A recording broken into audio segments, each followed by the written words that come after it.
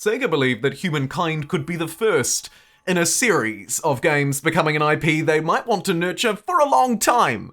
My name's JumboPixel. Today we're going to talk Humankind 2, or more specifically, the franchise that it is. Maybe Humankind is the equivalent of Sid Meier's Civilization 1. Time will tell.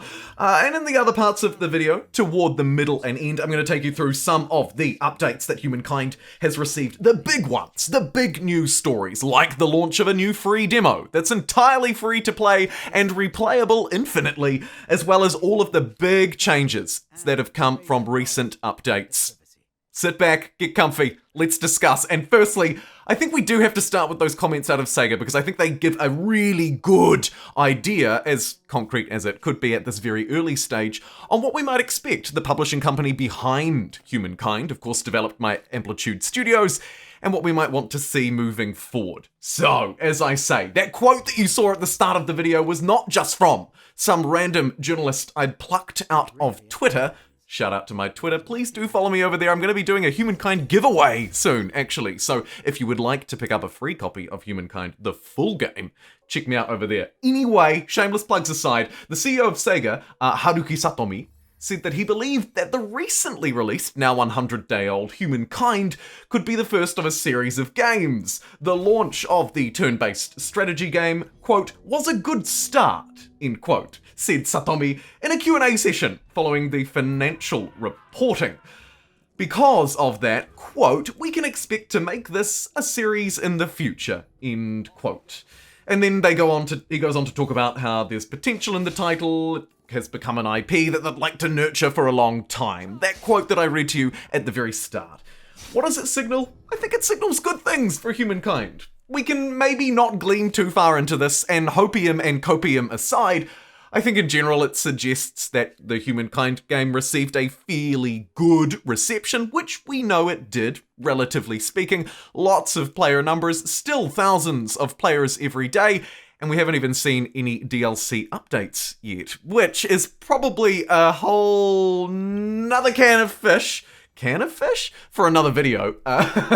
So we'll put that to one side, but I would be really curious to hear what you think they'll be coming out with, because I think it's fairly safe to assume that a game like Humankind, similarly to games like Civ or Hearts of Iron 4, will probably experience some DLC in future. Let me know your thoughts. Maybe somebody will guess it correctly.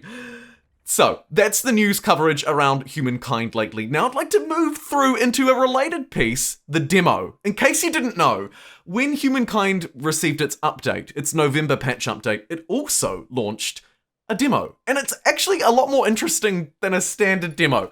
Let me tell you briefly a little bit about this bad boy. So you get access entirely for free, of course, it's a free demo on Steam, to the first 2 eras of the game, or 100 turns. That's how it's capped out.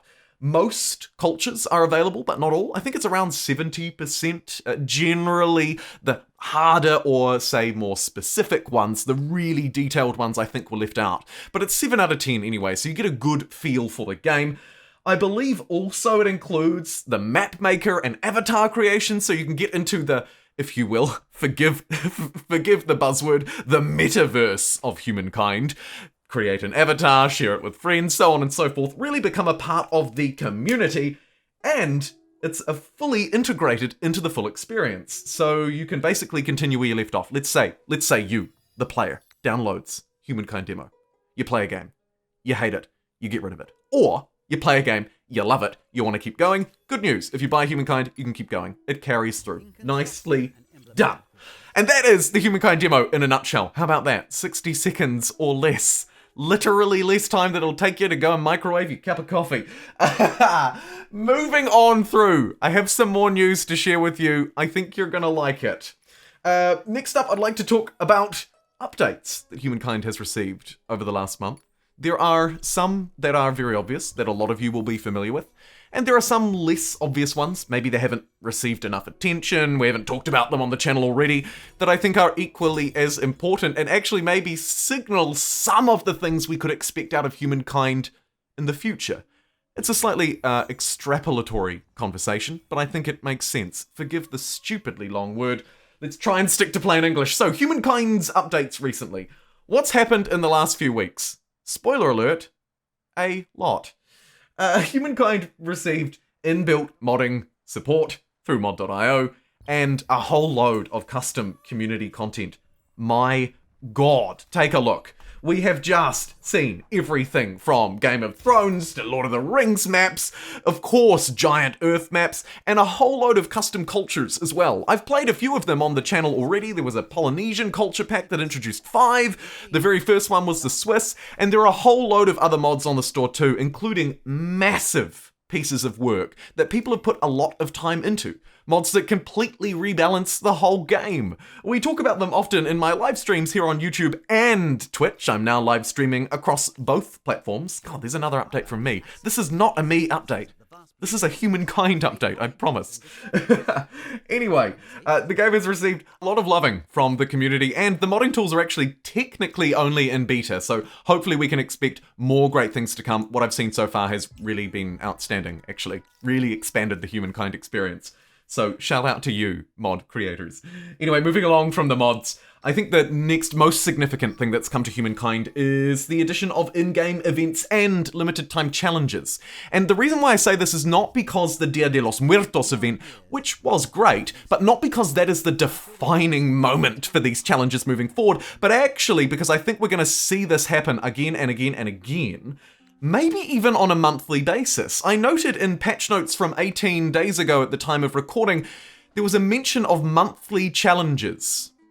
And I haven't seen monthly challenges appear in-game, but I have seen limited time events. Makes me think we may see a limited time event each month, or maybe specific limited time events that are related to real world events like Dia de los Muertos, or say the upcoming holiday period, Christmas, etc.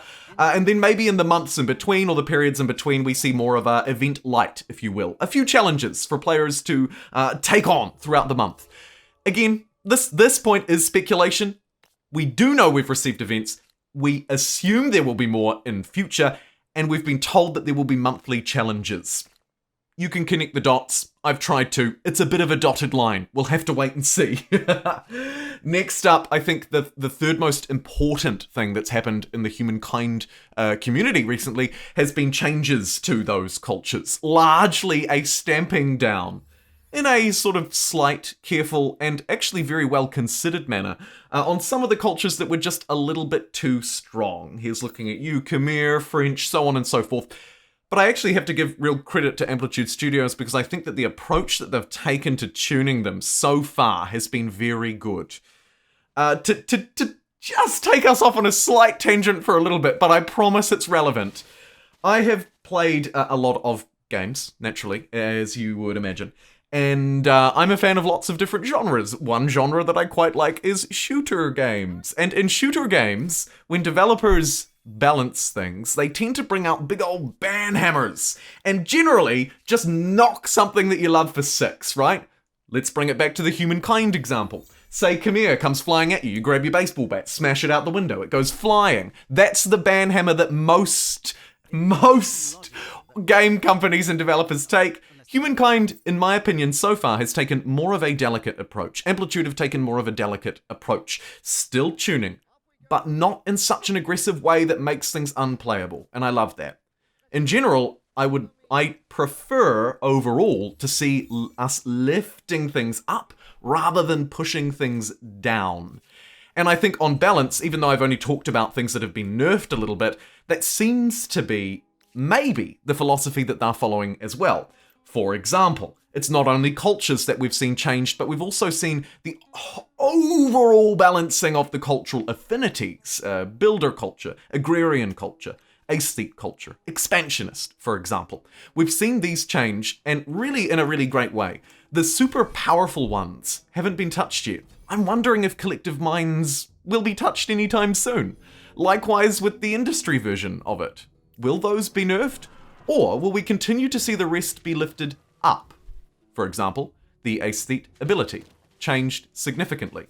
Expansionists is probably the best example so far. It went from being arguably one of maybe the 2 worst abilities in the game to now being the best. Well, certainly in the top 50% anyway. The expansion stability, if you don't know, is now free, so you can move your units onto an enemy outpost, click that ability, and not only ransack that outpost like a normal unit would do, but actually convert it into your own for free. The ability is free. You can capture outposts. And because you're an expansionist, of course, you can trespass wherever you like. So you can literally walk through what would have previously been closed borders to empires that you're not even at war with and take their outposts. It's brilliant. And the expansionist ability now is very strong. I think it's actually a lot stronger than what we're giving it credit for. And I'm going to try and explore it in a little bit more detail in another video, maybe later this week or next week, because I really do think it's substantial. And overall, I think it reflects on the whole changes and the sort of design philosophy maybe that Amplitude are approaching humankind with. One where we lift up and where we need to occasionally push things down to try and bring a general balance. So far, I think, so good. Is there more work to do? Absolutely. Do I expect us to see more changes to districts and abilities and cultures and religion and units? Yes, I do. Doesn't mean Humankind is a bad game. In fact, many of you will know, I think it's a dang good one. Anyway, let's move on to the fourth significant change, and actually it's going to be the last change that I talk about before I move into our next video topic, the final topic, by the way, and that is pacing. And this, I think, is one that a lot of people were calling out for, and that's the reason why I'm specifically mentioning it here. In case you haven't heard it already, although if you haven't heard it already, you're probably not sticking around until 11 minutes and 37 seconds into the video. However, pacing's changed a lot too. Look at this crazy war that's just been declared on me, by the way. What the heck? I have to try and pull together a very quick army very quickly here. See if I can defend my capital. That was just unjust. Ridiculous. And these units, who I'd hired earlier in the video, have now decided that they don't want to be a part of my team. Cool. Anyway, I digress. Let's talk pacing. So, the pacing has changed a lot. A couple of things that spring to mind immediately. Tech costs increased. District scaling was changed 3 or 4 times throughout various beta patches. We seem to be in a pretty good spot now where people aren't having to pay a ridiculous amount of resources to build, a single maker's district, but also infinite spam and filling every tile on the map with a district isn't happening either. Maybe that suggests we're in a good middle ground. I'm not sure. I expect we'll probably see some more changes to that in future, but it has helped the overall pacing of the game in terms of how quickly you develop, right? Alongside those tech changes that are coming along the top to make the later game last a bit longer, so you can't just beeline through and go from, writing with a paper and dipping your feather in the quill all the way through to a nuclear reactor in 5 turns. That's been adjusted a lot. Seems to be working much better. And overall, I think the overall changes to pacing and balancing are things that players will probably be pretty happy with. And then, last but not least, here in the video, my final topic, I'd like to discuss as I head into the greatest siege of all time at Haojing. Look at these odds! That must be like 60-40? Oh, now we're closer to 50-50. It's still not in my favor. But I reckon I can do this. And actually, this takes me through quite nicely into my final point, and that's around the AI. Because most people, most of the time, play single player in 4X games, in case you didn't know, right? Civilization 6 and Civilization 5 are the same, Humankind is the same, most strategy games like this are the same, right? They're designed really in many ways as core single player, deeply personal storytelling, history-based experiences, and they're fantastic at doing just that. However, the reason why I go on that tangent is because over the last 100 days, by the way, shout out Humankind, you've been out for 100 days! I know I've shouted out before, I'll probably do it again. The reason why I bring it up is because over those 100 days, we've seen 4 to 5 significant patch updates. Firstly, great job. That is the, I believe, the representation of a studio who deeply cares about their project, who wants to see their project succeed, or, I should say, who are really involved with their community, right? Anyway, I digress. Back to AI. Over those 4 or 5 updates, we've seen slow but surely the AI change over time. Now, should you trust auto-resolve to automatically resolve your battles? Maybe not. You will have seen here that this unit, by the way, that peasant, the MVP of the fight so far, randomly decided to go and position itself in a really nice fortified position, but actually not really being helpful to anyone else. And that could have meant that I lost this fight, because the AI had decided to position one of my units all the way away in another city from the rest, right? So there's definitely still progress to be made in an area that it has to be said is one of the most, if not the most, in my understanding, difficult areas to address. But overall, I think we've seen really significant improvements to both military balancing and AI strength in humankind, and I look forward to seeing more in future. Thank you very much for watching. I'll see you next time.